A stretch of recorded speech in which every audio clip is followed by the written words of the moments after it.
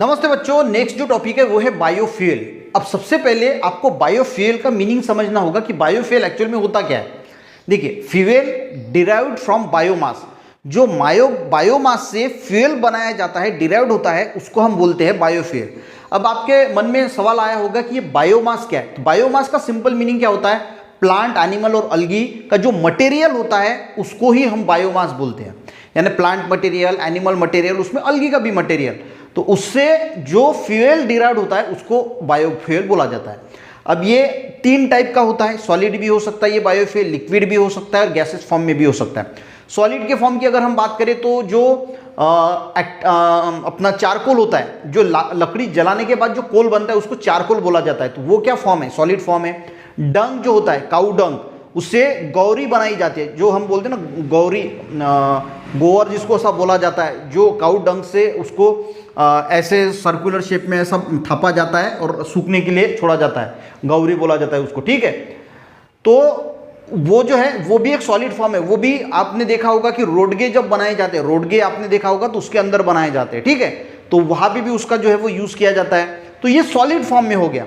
Liquid form में best example है ethanol, जो आपको पता है कि शुगर मोलासिस के है या फिर अलग अलग प्रकार के प्लांट का मटेरियल यूज करके हम इथेनॉल बनाते हैं, तो ये लिक्विड बायोफ्यूल हो गया। और गोबर गैस एक बेस्ट एग्जांपल है गैसियस बायोफ्यूल का, ठीक है।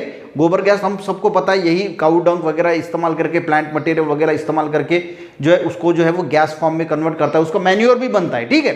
तो ये सब हो गया लिक्विड फॉर्म में। यहाँ पे आपको एक डायग्राम भी दी है कि बायोमास यानी प्लांट दिखाए हैं, उसको हार्वेस्ट किया जाता है, उसके बाद उसको कट किया जाता है, उसके बाद उसमें जो सेलुलोज है उसका कन्वर्शन शुगर में किया जाता है और फिर फर्मेंटेशन की प्रोसेस करके जो है वो लिक्विड में कन्वर्ट किया जाता है। और वही लिक्विड इथेनॉल फिर हम गाड़ियों में यूज़ करते हैं, जिससे CO2 निकलता है। वो CO2 फिर से प्लांट एब्जॉर्ब करते हैं, सोलर एनर्जी फोटोसिंथेसिस करते हैं और फिर से जो है वो ये प्रोसेस चालू होती है। इसको इसी वजह से रिन्यूएबल सोर्स भी बोला जाता है। और यहाँ पे कुछ टॉपिक दिया है वो पढ़ लेते हैं। Biofuel is important among the renewable source, एक रिन्यूएबल बेस्ड सोर्स है गुड एनर्जी का।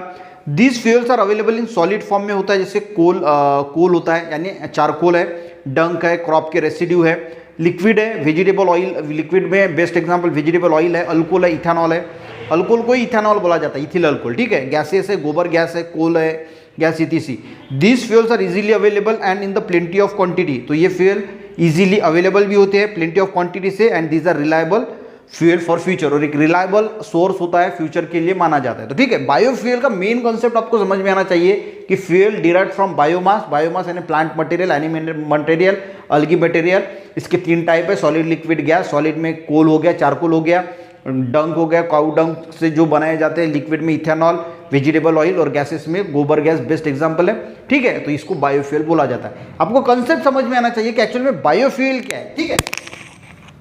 वीडियो अगर बच्चों समझ में आया, अच्छा लगा, एक लाइक जरूर करना, अपने दोस्तों को भी शेयर करना, चैनल में बच्चों ने जरूर सब्सक्राइब करना।